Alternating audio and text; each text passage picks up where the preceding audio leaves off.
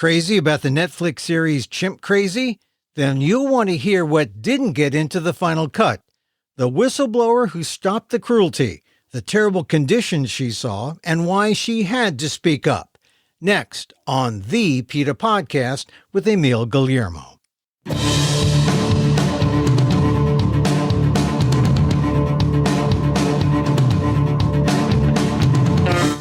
Welcome to the PETA Podcast. I'm Emil Guillermo, your host for this inside look at animal rights. Brought to you by PETA, the largest animal rights organization in the world. On today's episode, Chimp Crazy, the Netflix documentary. If you think you've seen it all, you need to listen to the woman who volunteered there at Chimparty and saw everything behind the scenes at Chimparty and the bogus Missouri Primate Foundation.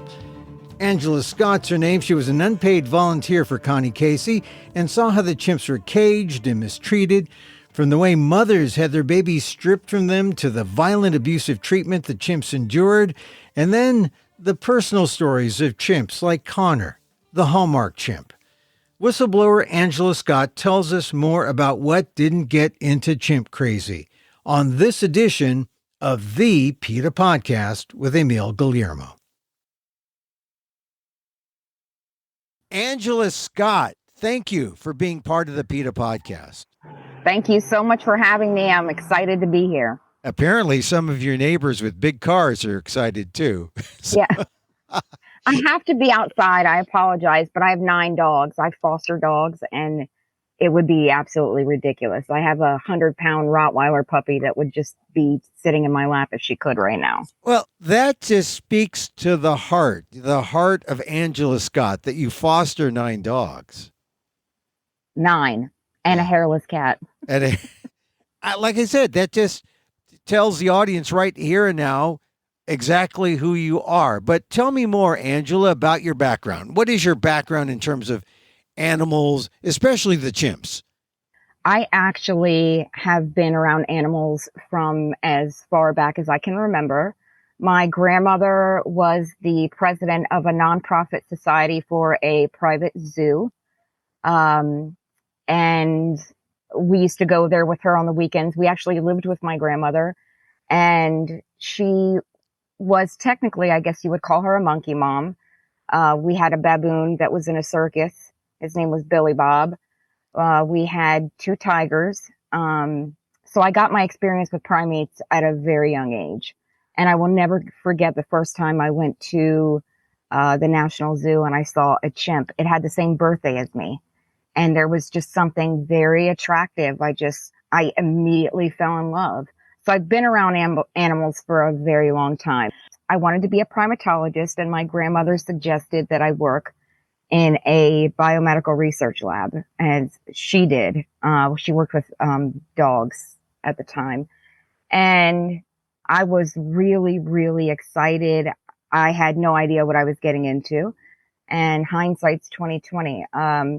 So I got a job at BioQual/Diagnon in Rockville, and I was a chimpanzee caregiver, and it was one of the most exciting opportunities that I thought I had until I got to see, which they don't use chimps in biomedical research anymore, thank goodness.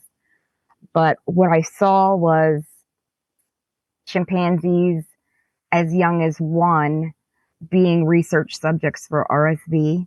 A 4-year-old chimp named Logan, who I befriended immediately, was a research subject for hepatitis B.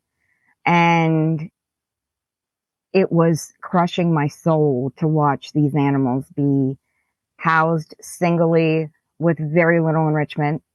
Boy, it must have really hit you hard when you saw the reality of what went on with the chimps, because you are the self-professed, chimp person. When you saw these chimps, something happened. I mean, you were in love, right? Absolutely, I was in love. They nicknamed me Chimpanzee at this lab. I implemented an environmental enrichment protocol because they didn't have any.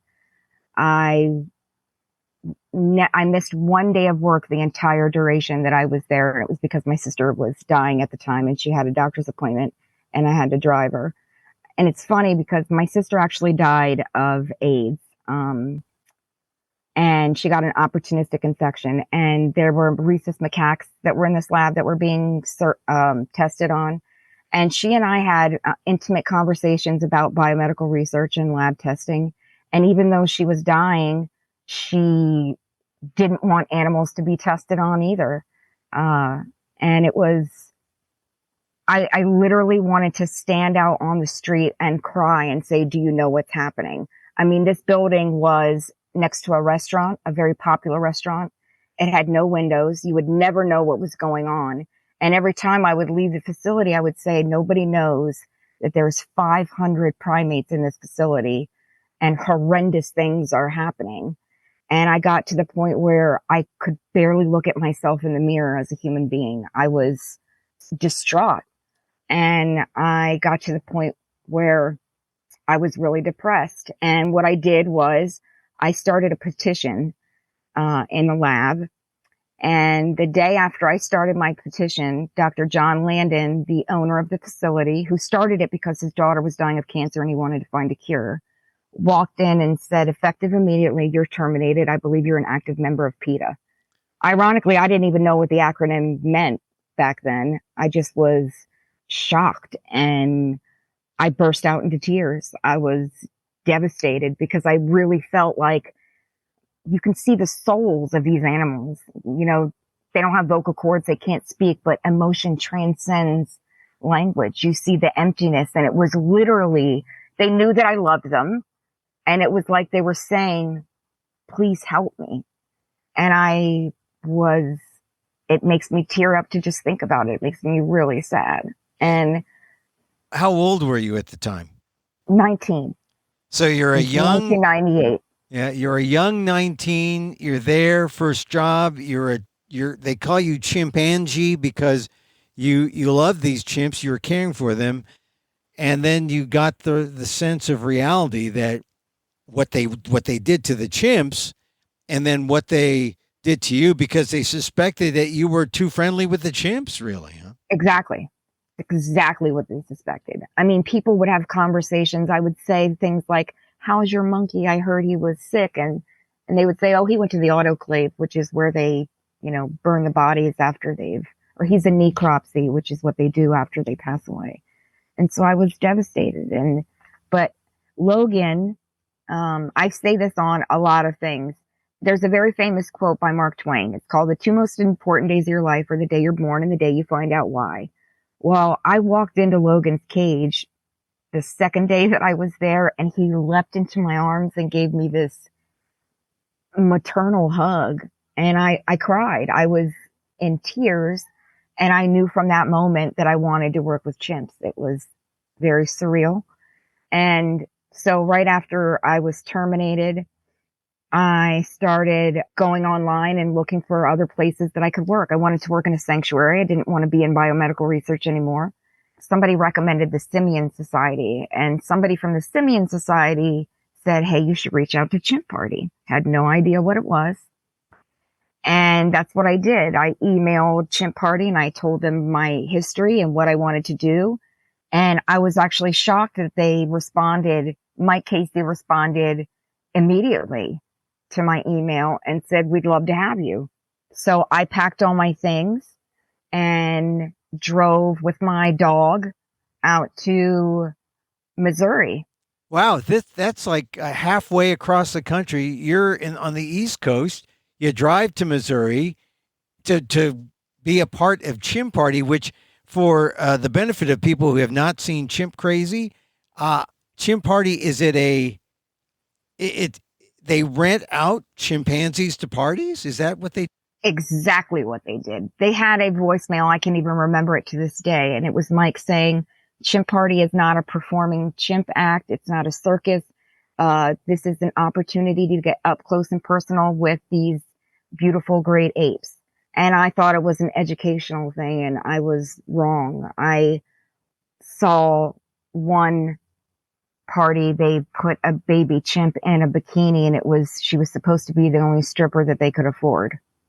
Mm. So at Chimparty, you drive there, you meet the owner, Connie Casey. And Correct. what was your first reaction to Connie I knew she didn't like me. That was the first impression that I got. She was very quiet, very private, very reserved. Mike was he was 6'3", 300 pounds, a former Marine. And Mike again is Mike Casey. Oh, Mike Casey. Okay. He was her husband, and he had a very domineering personality. And I'm a very submissive person. I guess it's the way I would characterize myself. I was a victim of child abuse, and I think I had victim written on my forehead because he had me under his thumb from day one. He was extremely abusive, not only to the animals, but to me. And I think he made a comment about my makeup or my shoes the first day I got there. So already I'm seeing red flags. But you drove cross country. What was or halfway across the country? What was the deal? They were to hire you. You were going to work there, or you were a volunteer. What were your duties? So I was strictly to be a volunteer. I got a job at Walmart. I didn't receive any compensation for what I did there. I lived on the property, and it was a nightmare. I don't know how else to describe it. The first thing I saw were two small chimps, Connor and Kelly, in the house in a cage. And I saw a baby that was maybe a couple of months old. And the first question I asked was, why isn't the baby with its mom? And Mike looked at me with this it was a very dirty look. And he said, captive chimps don't make good moms. They abandon their babies. It's not safe. They have to be taken from their mom. And at the time, I wasn't that aware of captive chimp moms. So I took it with a grain of salt, and boy, was I wrong. It was very early on that I had this feeling of dread, like, what have I gotten myself into? And I didn't know what to do because I had moved my entire life. Yeah, you were living there with them essentially in their home, right? Yes, in their home. And being watched. Everything I did was watched. Mike actually used to follow me to work to make sure that was where I was going. It was scary. And Connie didn't really talk to me very much. I could tell that she didn't care for me too much. And I guess maybe if I wouldn't want another woman in my house, maybe either. And I also questioned why they didn't have anybody else. There were 33 chimpanzees there when I got there. In the house. And I was in the house. In the house. And I was the only person there as a designated caregiver per se. And seeing how when I went in the basement, the first thing I saw was that these chimps were in cages made out of actual jail bars that had been donated to Connie's previous husband. Her late husband had built these cages out of actual jail bars. And there were dead flies in their water buckets and a very strong smell of urine. And I was just thinking, this is an absolute disaster. And of course, I mean, I'm a very compassionate person. And the first thing I thought was, what can I do to make their lives better? So I started buying bubbles from Walmart, and I would go in the basement and I would blow bubbles for them. They weren't allowed to have blankets or any sort of enrichment because they would fight. And when chimps would fight, Mike would spray them with a water hose, and chimps don't like water. So the things that I could do were limited. I wasn't able to do a whole lot. What did the bubbles mean to them? What did you do with the bubbles? So it was just a way to stimulate them. I mean, they were fascinated, and I would blow them through the bars so they would actually pop them. It was actually, they were very engaged. And they were actually, Mike and Connie were concerned about how much time I was spending in the basement and thought that there was something wrong with me because I wasn't sort of all over the babies, which I guess is how most people are. I felt guilty. I didn't want to hold the babies because I knew in my heart that the moms had probably been traumatized, which I found out when I witnessed a baby being taken from its mom. Well, tell me about that. What did you witness? So that was the final straw for me. Tammy was a first-time mom, and what they do is they bring chimps who are in the basement up into the house, which is where all the chimps want to be because they're stimulated. There's always people around. There's TV on. There's things to do and things to see. And she was laying in a hammock with her baby, cradling him. It was a boy on her tummy. And Mike and Connie, I was standing in front of her. Mike and Connie were hiding behind a wall with a blow dart and ketamine, and they shot her with a blow dart, and she screamed. And I don't know the look on my face, but I imagine it was probably shocking. And she just fell onto the floor, and unfortunately, she actually fell on the baby.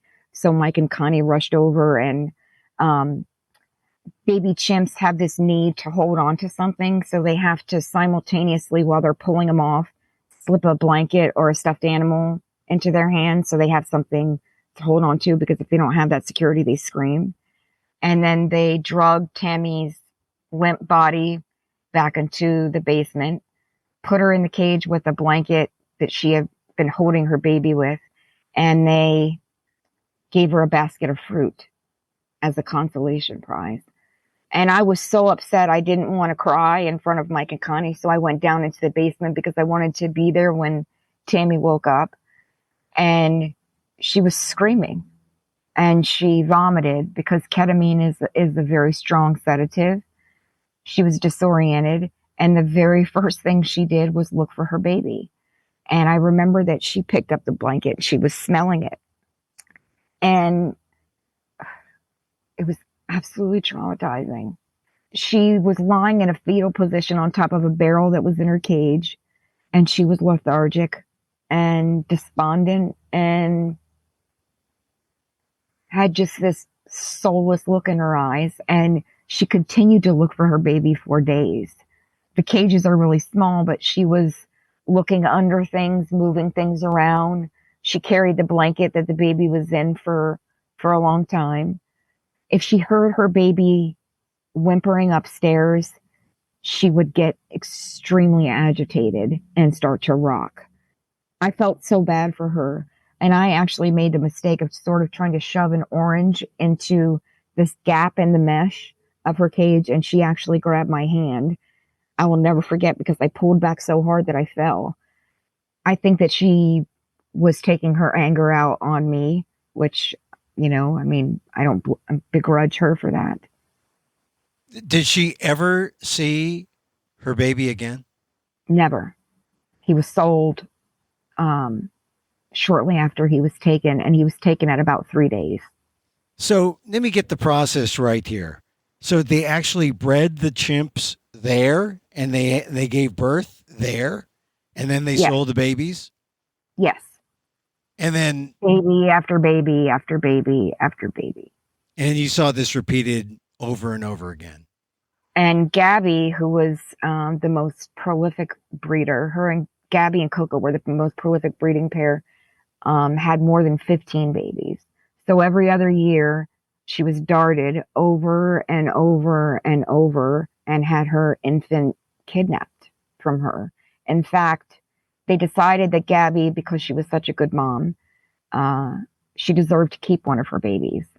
So they had taken him, it was a boy, they had taken him they let Gabby keep her babies for a couple weeks to get the colostrum. And because she was a great mom, this is back when we had VHS recorders, they took a video of giving him back.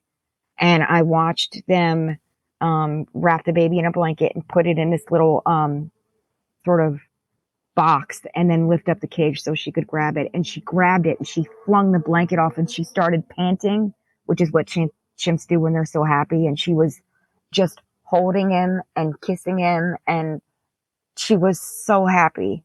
And a year later, somebody called and they wanted a baby chimp, and they took him again. And I can't imagine. Yeah.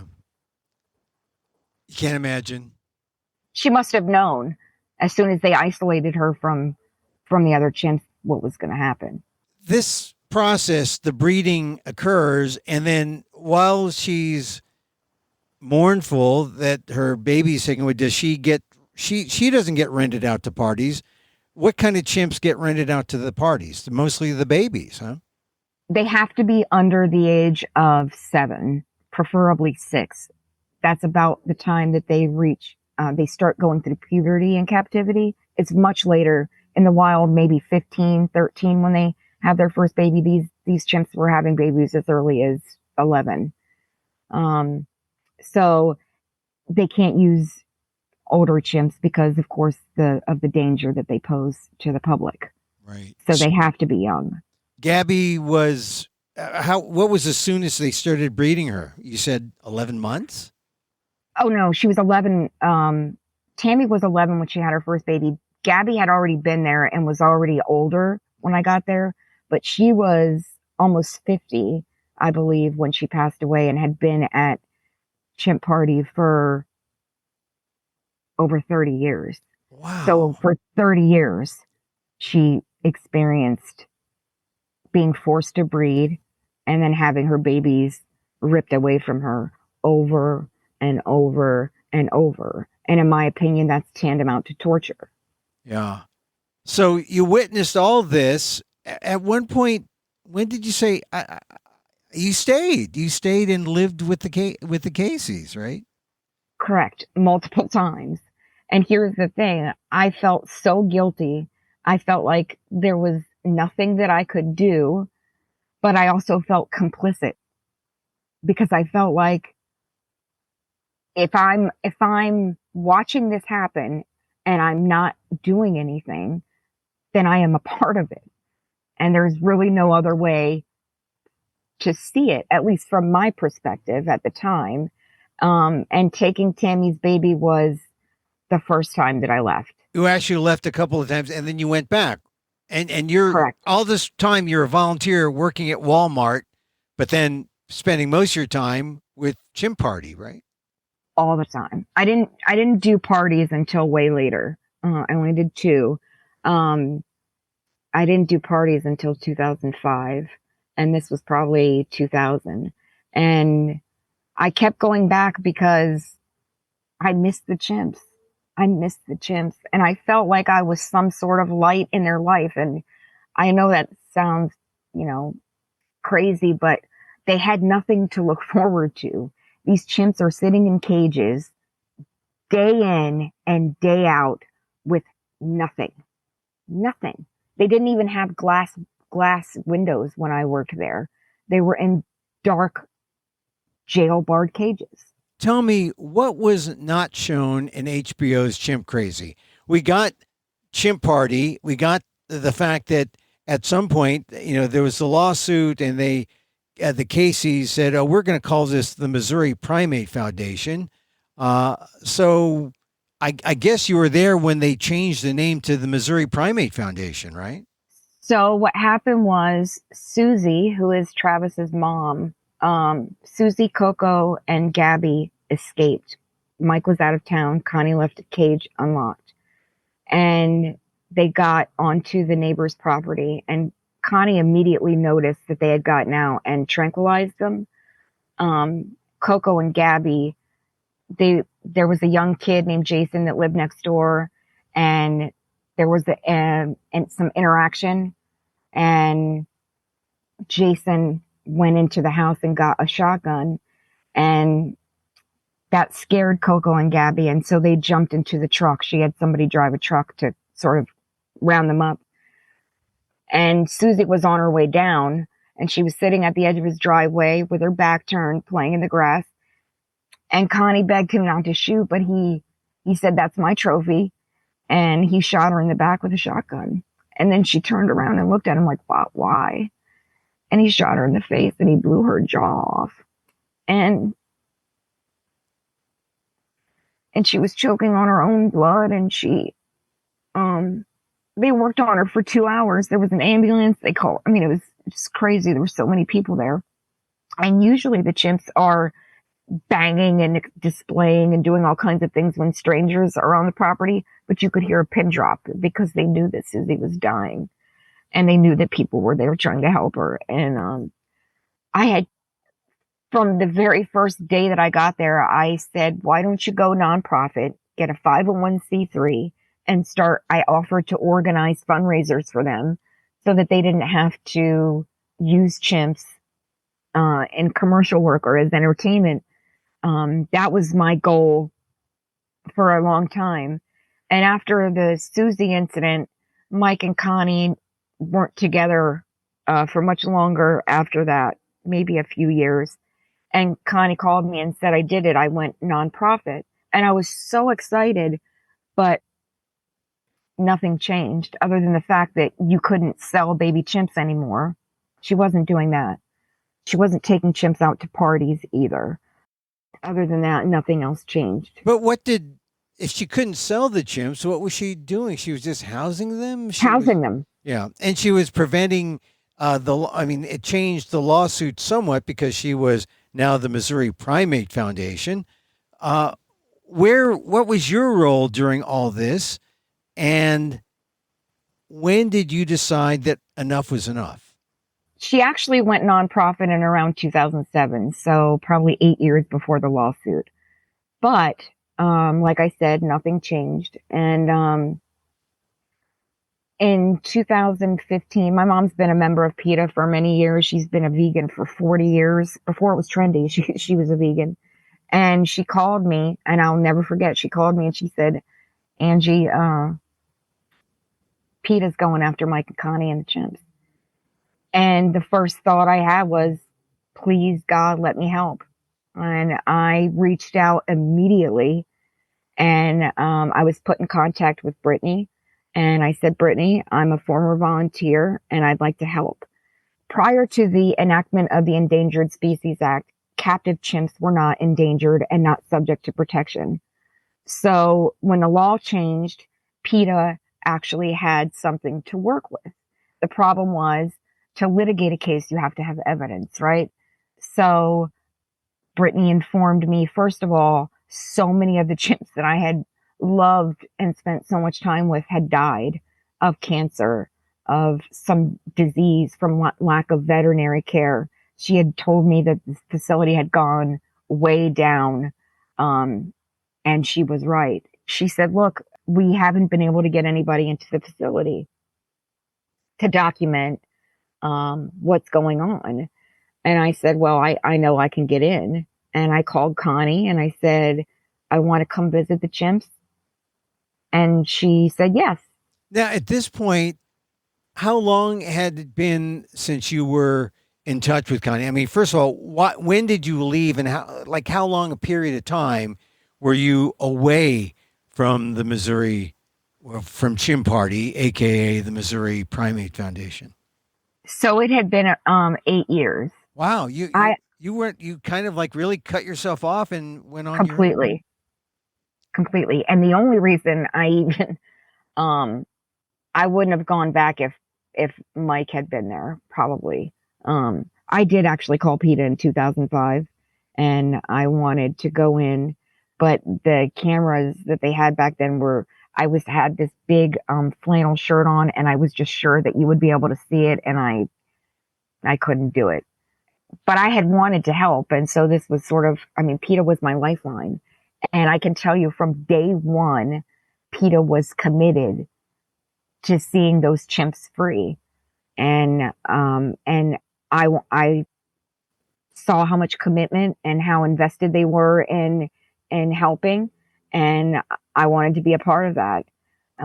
So you call Connie after 8 years, and she lets you in. Yes. As a volunteer, same circumstances? Oh, no.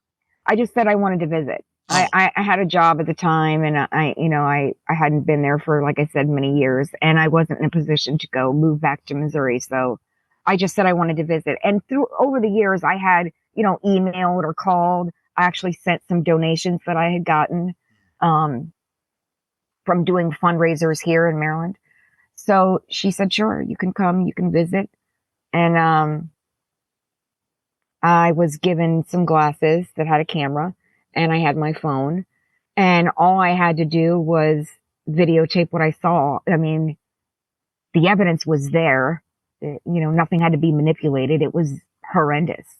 I what, mean, there were 15 dogs on the property, some of them that had injuries. There were goats and a zebra, and I mean, just so many animals. And there was a roach infestation. I mean, there were vermin. It was awful. It was just awful. what about the chimps? And What was the situation for the chimps? so many of them were overweight. Their teeth were horrible. The pink room, which is a room that they built onto the house. Over the years, they sort of built things onto the facility. And the urine smell was so bad. The ammonia was burning my lungs, and I actually couldn't go in. I had to record from the door because I couldn't go in. It was just too much for me. I couldn't do it. And so many chimps had died, and it was devastating. So I recorded everything that I could. And I left. But then I decided on my own, and I called Pete and I said, look, I want to go back. I want to get more. And so I went back a second time with my daughter, and I recorded again. And it wasn't, like I said, the evidence was there. I just had to record it. And I'm so happy that I did. PETA devoted years of time and resources, and they were so committed and so dedicated, and it was an honor to be a part of it. Truly. So you got the evidence, but what wasn't shown in Chimp Crazy? So tell me some one or two things that weren't shown that might help people who are watching Chimp Crazy understand what was at stake or what went on there. I mean, here's the thing. Singly housing chimps, pet chimps, suffer so much psychological distress. Human beings can't facilitate the needs of a chimp. They're dangerous, and they're highly intellectual and highly social, and they require so much care. And people aren't seeing them sit in cages rocking incessantly and picking their hair out. They were bald. They had bald spots and wounds from self-inflicting harm. They're not seeing babies being ripped away from their moms to be sold for $60,000 to $65,000 to people who are happy to believe the false narrative that the moms abandoned them. The moms aren't good, to reconcile their own guilt, because anybody with an ounce of compassion knows that the mom had to suffer some sort of psychological stress having her baby ripped away from her. And they don't see chimps that don't have their teeth, because people that had them in the circus, as a safety precaution, had all of their teeth removed. People don't see how they're kept when they're not out and on photo ops. They're kept in cages that are too small, that they get absolutely no attention. Their lives are absolutely hopeless. And So people who saw Chimp Crazy versus what you saw, what percentage actually got into Chimp Crazy? 5%, maybe. 5%. I mean, they didn't touch on, the trade of selling baby chimpanzees. I mean, it's almost pushed chimps in the wild to extinction. Coco, the alpha male there, was actually a wild caught chimp. And Connie says that his whole family was murdered just to get this one baby. I mean, it's supply and demand. People see the product. They don't see the process. You see this baby monkey. You see this baby chimp. You don't see the method employed to take this infant from their mom. I mean, history is going to judge us. And how do we treat our most vulnerable? They're completely at our mercy. And I want to be on the right side of history. Tonia was going to kill Tonka to avoid culpability. She said he couldn't make the drive to save the chimps, but sedated because of his heart disease. But she tranquilized him twice and threw him in the back of a truck and drove him to Ohio from Missouri, which is a 6-hour drive. She did that twice. She dropped him off in a place with a person he didn't know, with chimps he didn't know, and he was severely injured. He had 360 stitches because he didn't know the chimps, and chimps are dangerous even to other chimps. I mean, this is what this woman does, and I get that she's entertaining, but I don't understand how animal abuse is attractive, or how, and she continues to exploit animals. She's selling merchandise on her Instagram account with pictures of Tonka. She's still profiteering off of these animals, and it's sad. Now, you never met Tonia Haddix. Boy, you I don't know to. her. You don't know her. You don't meet her. You never met her. Never met her. Never met her. She was Connie, because Connie hates PETA way more than she loved her chimps. They thought that it would moot the lawsuit to sign the chimps' ownership over to Tonia, which I mean, this woman had no chimpanzee experience at all, which in and of itself is extremely dangerous. And to sign them over to this woman who is just, I mean, in my opinion, she's almost worse than Connie. I mean, I think Connie is maybe sick, and that's still not an excuse for what she did, but this woman cares absolutely nothing about anyone or anything except for her. And this is just money hungry exploitation of animals, and she's continuing to do it. And no, I don't know her. I would love to be on an interview with her. And I couldn't believe it when Jared, who is the wonderful litigator, Jared Goodman, who litigated this case, told me, we knew she had Tonka. We knew that she was hiding Tonka. Tonia, I didn't have to know that Tonia was a liar to know that Tonka is the equivalent of just the sweetest person that you could ever meet. She's a great, great chimpanzee, very docile, very kind, very loving. But I'm sorry, I lost my train of thought. What she did was premeditated, and she did it with malice. She was going to kill this animal to avoid culpability. And she had him scheduled to be killed on July the 2nd.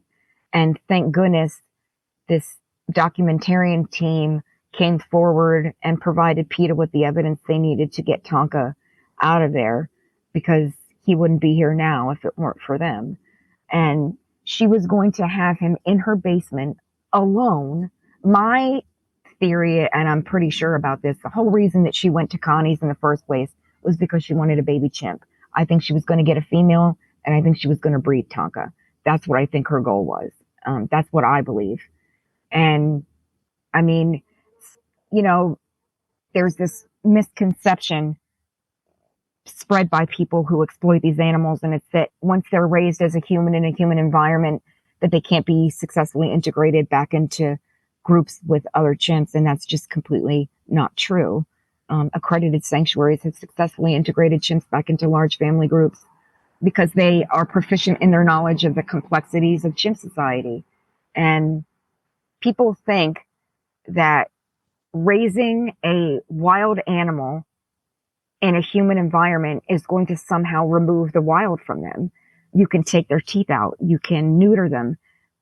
At the end of the day, this is still a wild animal with wild animal instincts. And all of these instincts are being suppressed. And ultimately, you know, you can't have people walking around with pet chimps in society because of the safety risks that it poses. So what they do is one of three things happens. When they're no longer serving their purpose at around 7 or 8, they're too strong. It's expensive to house them. They get dumped. They go to a lab. They go to a circus. They go to a zoo, private or public. They get out and get murdered or killed. You know, Travis, Susie, Buck. I mean, this isn't a coincidence that they were all shot to death. Or they spend the rest of their life, which is up to 50 to 60 years in captivity, in a cage with maybe a padlock around their neck with nothing, absolutely nothing. But they breed, right? I mean, you're talking about the mothers who are in that breeding cycle. Correct. And they do it over, like I said, over and over and over again. Now, let me ask you this, just a few more questions, and I really appreciate your time, Angela. You saw Chimp Crazy. What was your overall feeling about the documentary? So I'm so grateful that they shined a light on the black market and the demand. I mean, because what it's about at the end of the day is supply and demand. You know, people want baby chimps. If I walked into PetSmart with a baby chimp right now, people would run up to me and say, "Oh gosh, can I pet it? I want one." You know, I'm happy that they did that. I'm happy that Tonka got a happy ending. But there are so many more Mikes and Connies and Tonias and Chimparties and so many chimps still suffering right now because of people like this. And I wish that the focus wasn't so much on this walking tanning bed with a bad wig who professes that she's the Dolly Parton of chimps. I wish that it was more about the animals. I wish that they would have included the torture that they go through, the abuse that they go through. Mike was one of the most abusive. I mean, he punched chimpanzees in the face. You know, he spit at them. He threw shoes at them. He sprayed them with water, with a high-powered water hose for 15 minutes. I mean, this is torture. This is torture. I mean, I mean, as cliche as it sounds, we are their voice. And I mean, I just want to encourage other people who are in a similar situation to what I was, to speak up. I mean, at the end of the day, my loyalty was and will always be to the chimps and not to Connie and not to Mike. And we are their advocates. There's nothing, you know, evil only persists because good people do nothing. And like I said, when you see wrong and you do nothing, it's complicit. It's complicit. And I felt when I finally reached out to PETA, I felt so good. It was something that I wanted to do for so long. And I was absolutely amazed at how hard PETA worked, at the resources. I mean, the donations really do go to the animals. I mean, PETA's sole mission is to free animals from these horrible situations. And like I said, we see the product, not the process. I mean, if people saw an unconscious chimp having her baby ripped away from her and then being drugged back into a cage and screaming at the top of her lungs, looking for her baby, doing everything but crying. And I mean, would people buy it? I mean, what kind of sales pitch is that? I darted this mom. I tranquilized her, ripped her baby from her, even though she desperately wanted to keep her baby, because I saw Gabby. I saw Gabby with her baby. She was a phenomenal mom. Chimpanzees are amazing moms. In the wild, baby chimps are with their moms until the age of 5. They ride their mom for 3 to 6 months in the front and for up to a year on their back. They have this intimate, close bond that can't be approximated by a person. I mean, it just only ends tragically for everybody involved. And so you have no regrets being a whistleblower. I would do it over and over and over again if I could. I wish that I hadn't done it sooner. That is my only regret. I wish the laws were stronger. I wish this, the Environmental Safety Act had been passed many years before, because I would have reached out to PETA, way before. I mean, it's the right thing to do. I mean, there's no right way to do something wrong. There's no right way to do something wrong. And if we don't stand up for them, then they don't have anybody. I mean, we literally have to be their voice. We are their voice. And I really hope that all the chimps that are out there suffering, it's imperative that we pass the Captive Primate Safety Act. And I would encourage people who hear this and who feel compassion to contact their state, federal legislator and sign the petition. I mean, people say, oh, that's horrible. Yes, that's sad. Yes, it's, but we need action. Saying it's horrible. I mean, stop following people I see baby chimps on Instagram every single day. I watched a Facebook video that went viral of a chimp that got a puppy. I mean, we humanize them when they're babies and when they're cute and when they're in clothes and we're feeding them bottles, and we demonize them when they act like the wild animals that they are. It's just so unfair.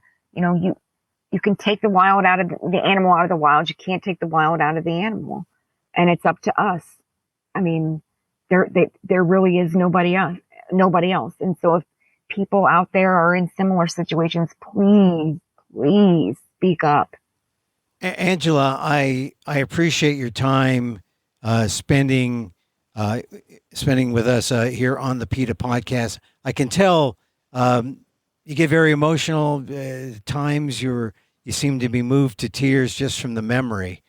How are you doing personally? How are you dealing with the fame of Chimp Crazy and just knowing that there are still many, many more chimps out there in situations similar to the ones at Chimparty and the Missouri Foundation? So I don't know if people know this, but if they saw me in Chimp Crazy, they might notice that I was about 60 pounds heavier. I gained so much weight because, Oreos are vegan. I mean, I was consumed with guilt because I was scared that if we didn't win the lawsuit, what would happen? I was also so sad that Connor, who I met when he was just a little guy and he was the first chimp that I rocked to sleep, he was the Hallmark chimp. And Hallmark chimp meaning the kind that you'd see. If you buy a Hallmark card and it has a chimpanzee on it, and I don't know if they still sell them or not, then it's likely a chimp from Missouri Primate Foundation or Connor. And his Hallmark legacy was, at 8 years old, Mike decided to take him on a Hallmark shoot. And after 8 hours of costume changes, he started to not listen to Mike. And so Mike started to get abusive. And at 8 years old, they come into their own. And Connor bit Mike on the leg and had people hiding under desks because he literally snapped. And Connor died very young. He was 28. And for the 27 years of his life, he lived in a cage being abused with even his bottle was shoved through the cage. He didn't even get fed a bottle. He tilted his own bottle. I have pictures. That's his legacy. Living in a cage that's too small with no enrichment, being forced to breed, being forced to do commercial work or, photo ops or chimp parties or whatever it is. And so people go out and they buy these cards, and for all the joy that he brought people, he got 1 year to feel the grass beneath his feet and the sun on his back. He died. And I didn't get to say goodbye, and I'm sad about that, but I'm not sad that he no longer has to suffer, because chimps remember too. They remember. I mean, and I know this because chimpanzees, the moms that I saw, would try to hide their babies so that they didn't get darted and have their babies removed. So that's Connor's legacy. So, don't buy a card if you see a chimp on it. Because, like I said, you see the product, you don't see the process. If there was a picture of the footage that I took of Connor and, in his cage rocking back and forth, who would buy that card? Nobody, You're crying now a little bit. Are there? I'm sorry. That's all right. No, I'm just saying that are chimps in your life today, or do you still do anything with chimps?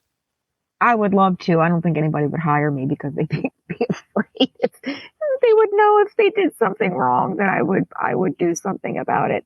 I mean, had I known that Tonia had Tonka in her basement, I told Jared I'd have drove a truck right through her freaking front door. But no, I don't have any chimps in my life. I am allowed to go and see Tonka, and we decided that we would wait until he was acclimated because, sometimes seeing a friend, we didn't want him to, miss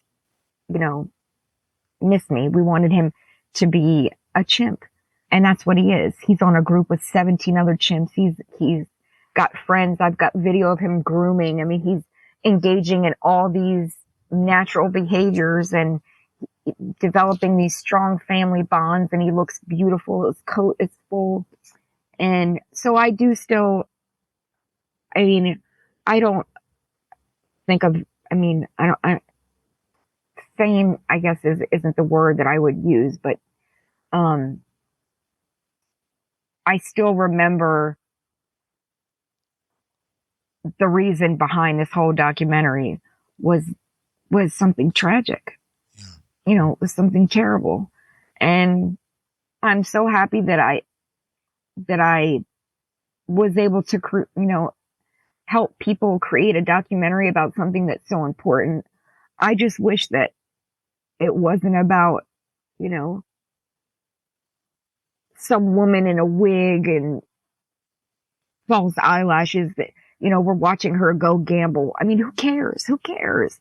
I mean, this isn't the issue. This is, that I don't like the entertainment aspect of it, because to me, this was years and years and years of torture and abuse and sadness and heartbreak. I mean, I have to live with that and live with the fact that chimpanzees, people are still buying baby chimps. They're still buying baby chimps. Maybe it doesn't, just because it's illegal doesn't mean it's not happening. And I just can't believe that there still isn't a ban. It's just, how many more chimps have to die? How many more people's faces have to get torn off? How Mike lost a nose. Miss Nash lost her face, her hands. I mean, how many more people have to suffer before we as a society say that enough is enough? It's 2024 and we still got to tell people why it's wrong to pry a baby off a mom and sell it for a profit.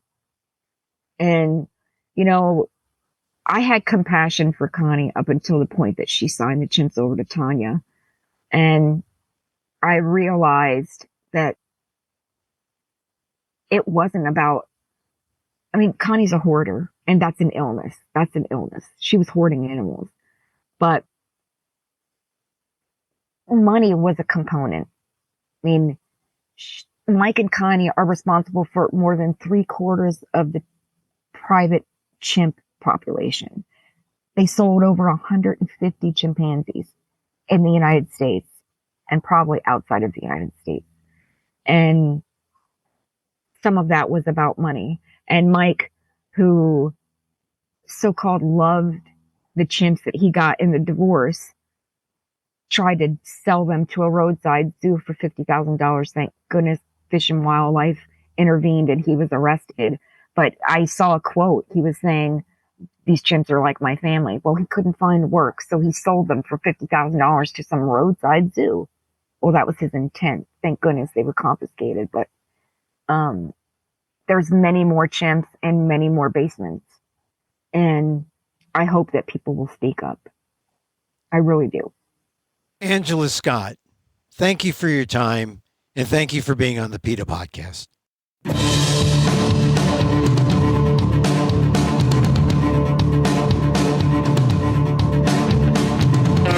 Angela Scott, the whistleblower who got the key evidence that was at the heart of the case that you saw in Chimp Crazy, that Netflix documentary.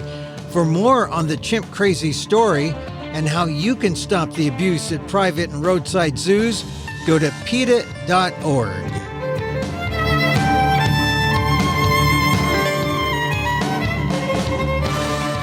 And that's our show for today. Thank you for listening.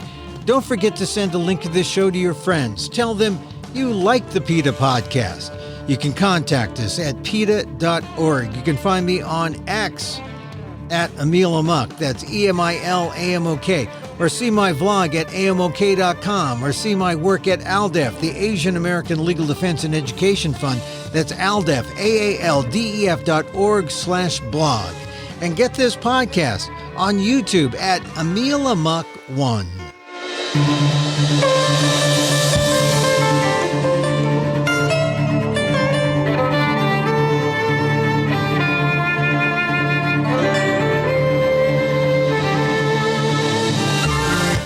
Once again, thank you for listening.